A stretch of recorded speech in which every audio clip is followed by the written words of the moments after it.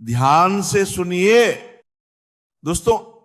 आज जो बात कही जा रही है उसे साधारण जानकारी मत समझिए। यह किसी डर या लालच से नहीं बल्कि परंपरा, विश्वास और अनुभव से जुड़ी हुई बात है। जीवन में जब समस्याएं एक एक करके आने लगती हैं, मन अशांत रहने लगता है, धन रुकता नहीं, स्वास्थ्य ढीला पड़ने लगता है, तब मनुष्य बाहर सहारा ढूंढता है। लेकिन शास्त्र कहते हैं जिसे हम बाहर खोजते हैं उसका मूल भीतर की श्रद्धा में छिपा होता है।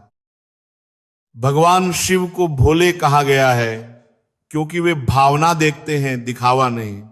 जब शिवलिंग पर बेलपत्र अर्पित किया जाता है उस क्षण वह केवल एक पत्ता नहीं रहता, वह भक्ति का प्रतीक बन जाता है। ये माना गया है कि अर्पण के बाद बेलपत्र प्रसाद स्वरूप हो जाता है। प्रसाद का अर्थ केवल खाना नहीं बल्कि ग्रहण करना, भाव के साथ, मर्यादा के साथ। पुराणों में एक कथा आती है कि जब समुद्र मंथन के समय विष प्रकट हुआ और शिव ने उसे कंठ में धारण किया, तब उनके शरीर का ताप बढ़ गया।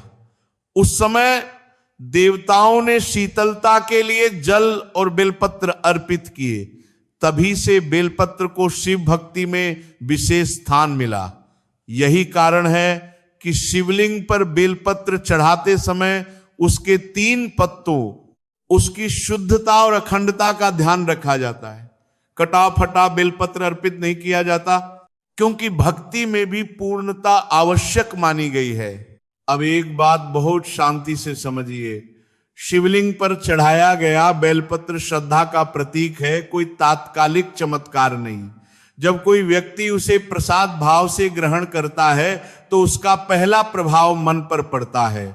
मन शांत होता है, भय और अस्थिरता धीरे धीरे कम होने लगती है। जब मन संतुलित होता है तब शरीर और जीवन भी उसी दिशा में चलने लगते हैं। आयुर्वेद और परंपरा दोनों में यह माना गया है कि बेल के पत्तों में शुद्धिकरण का गुण होता है। लेकिन शास्त्र यह भी कहते हैं कि हर वस्तु नियम और संयम के साथ ही लाभ देती है।